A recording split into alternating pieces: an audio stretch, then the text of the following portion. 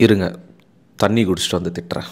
இதுமா வரையறுமா, நீ எங்கேயும் வரையறு. நிறைய உங்ககிட்ட நான் பேசணும், நிறைய நிறைய நிறைய பேசணும். வெறி ஆகிடுச்சு. நானும் பொண்ணுன்னு பார்க்குறேன், ஏதோ சுமாராக இருக்குன்னு வரையறு. உண்மையாக தண்ணி குடிக்க தான் வந்தேன் கைஸ். அப்படி எங்கள் வீட்டில் என்னென்ன இருக்குன்னு பாருங்கள்.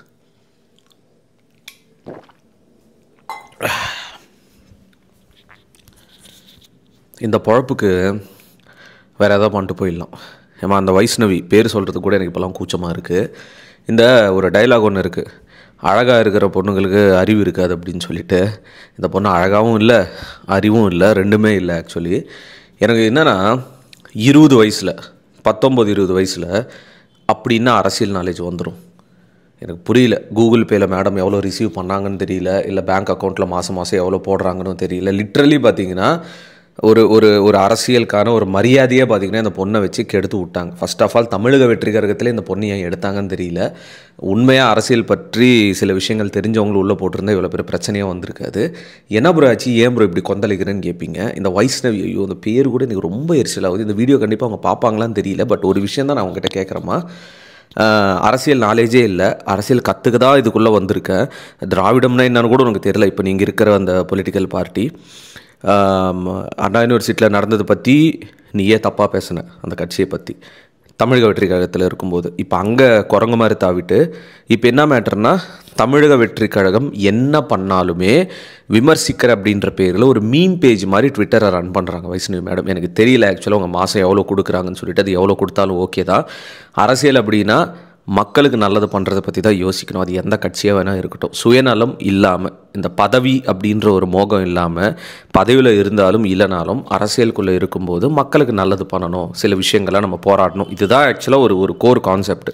பட் இப்போது உன்னோட ப்ரொஃபைலாக இருக்கட்டும், உன்னோட ஐடியா இருக்கட்டும், இந்த பேரை கேட்டாலே என்ன தெரியுமா தோணுது, தமிழக வெற்றி கழகத்தையும் தளபதி விஜய் அவரோட ரசிகர்களையும் பார்த்திங்கன்னா ட்ரோல் பண்ணுற ஒரு கேரக்டராக நீங்கள் இருக்கீங்க அப்படின்ற மாதிரி தான் எல்லாருமே எடுத்துக்கிட்டாங்க. ஏன்னா உன்னோட பேஜே அப்படி தான் இருக்குது.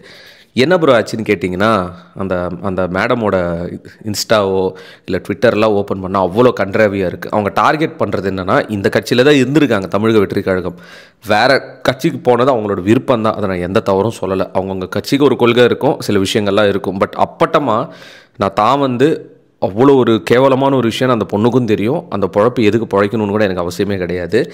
ரெண்டாவது, தமிழக வெற்றி கழகம் என்ன பண்ணாலும், ஆன்லைனில் என்ன நியூஸ் வந்தாலும், அது நியூஸ் சேனல்ஸ் போடுறாங்களோ இல்லையோ, இந்த அம்மா பார்த்திங்கன்னா ட்விட்டர் ஐடியில் அதுக்கு ஒரு ரிப்ளை மாதிரி போட்டு தமிழில் ஏதோ ஒன்று டைப் பண்ணி ஸ்கிரிப்டட் மாதிரி, இந்த என்ன சொல்கிறதுனா, உன்னோட வேலை இதுதாம்மா, உனக்கு மாதம் பேமெண்ட் போடுற, தமிழக வெற்றி கழகத்தை வச்சு செய், தமிழக வெற்றி ட்ரோல் பண்ணு, தமிழக வெற்றி கழகத்தில் என்னென்ன நடக்குதோ அந்த இமேஜஸ்க்கெலாம் ட்ரோல் பண்ணு. இதுதான் உன்னோட வேலை. அவங்க என்ன திட்டினாலும் என்ன காரி துப்புனாலும் நீ எதை வாங்கிக்காத, உனக்கு பேமெண்ட் கரெக்டாக வந்துடும் அப்படின்னு சொல்கிற மாதிரி தான் வேலை கொடுத்துருக்காங்களா என்னன்னு தெரியல. அதுதான் பார்த்திங்கன்னா பண்ணிகிட்டு இருக்கா.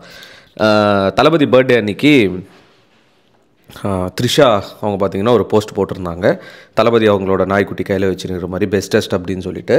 அந்த ஃபோட்டோ கூட இவங்க ரிப்ளை பண்ணியிருக்காங்க, மக்களை நேரில் போய் சந்திக்காமல் அதுக்கெலாம் டைம் இல்லை, இதுக்கு மட்டும் டைம் இருக்கான்னு சொல்லிட்டு. எனக்கு அங்கே தான் பார்த்திங்கன்னா செம்மையாக ட்ரிகர் ஆச்சு. நான் கேட்குறேன், எங்கள் பாரு வைஷ்ணவி, அவரோட பிறந்த நாள், அவருக்கு ஒருத்தங்க விஷ் பண்ணியிருக்காங்க. அது எப்பயோ கூட எடுத்த ஃபோட்டோவாக இருக்கலாம், இல்லை ரீசெண்டாக கூட மீட் பண்ணதாக இருக்கலாம், அது அவங்களோட விருப்பம். நீ எப்படி ஒரு கேவலமாக பச்சோந்தி மாதிரி இன்னொரு கட்சிக்கு தாவணியோ, நீலாம் பேசுகிறதுக்கு உனக்குலாம் அருகதையே கிடையாது. நீ சின்ன பொண்ணு, உனக்கு ஒன்றுமே தெரியல, உன்னை பிரெயின் வாஷ் பண்ணி உட்கார வச்சுருக்காங்கன்னு மட்டும் நல்லாவே தெரியுது எல்லாருக்குமே. இப்போ கூட உனக்கு நான் ஏன் மரியாதை கொடுக்குறேன் அப்படின்னா, ஒரு பொண்ணாக பார்த்திங்கன்னா மதிக்கிறேன், அவ்வளோதான், சிம்பிள்.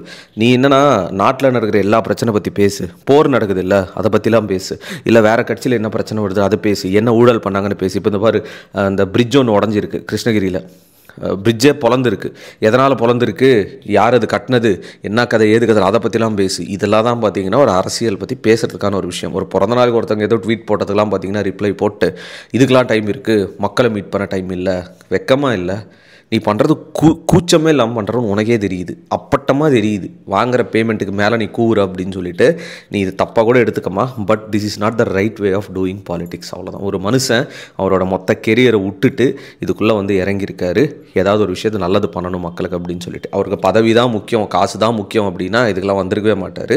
நடக்கிறது நடக்கட்டும், எனக்கு இருக்கிற சப்போர்ட் வச்சு நான் ஏதாவது சம்திங் பண்ணுறேன். ஆனால் இன்னொரு விஷயம், நம்ம வைஷ்ணவி, நீ இதுக்கு முன்னாடி எனக்கு தெரிஞ்சு தளபதி ஃபேனாக தான் இருந்திருப்பேன். இந்த கட்சிகளெல்லாம் வரதுக்கு முன்னாடி சும்மா ஏதோ ஒரு 4 ஃபோட்டோ போட்டு ட்ரீம் கேர்ள், கனவு கன்னி, அதெல்லாம் ஒன்றும் கிடையாது, அவ்வளோ சீன்லாம் ஒன்றும் கிடையாது. ரெண்டாவது விஷயம் என்னென்னா, இந்த கட்சி அப்படின்றத ஸ்டார்ட் பண்ணுறதுக்கு முன்னாடியே நீ இப்போது தளபதி ஃபேன்ஸையும் அந்த மக்கள் இயக்கத்தில் இருக்கிற அந்த மெம்பர்ஸையும் டிவிகே மெம்பர்ஸ்லாம் கலாய்க்கிற, ஓகே கலாய்ச்சிட்டு போ. ஆனால் இதே டிவிகே மெம்பர்ஸு, இதே விஜய் ஃபேன்ஸோ, இதே மக்கள் இயக்கத்தில் இருக்கிறவங்க கட்சி அப்படின்ற ஒன்று ஸ்டார்ட் பண்ணுறதுக்கு முன்னாடியே மக்களுக்கு அவ்வளோ நல்லது பண்ணியிருக்காங்க. யூடியூப் வச்சுருக்கல, இன்ஸ்டாகிராம் ஃபேமஸ் தானே, சர்ச் பண்ணிப்பார், எல்லாமே வரும்.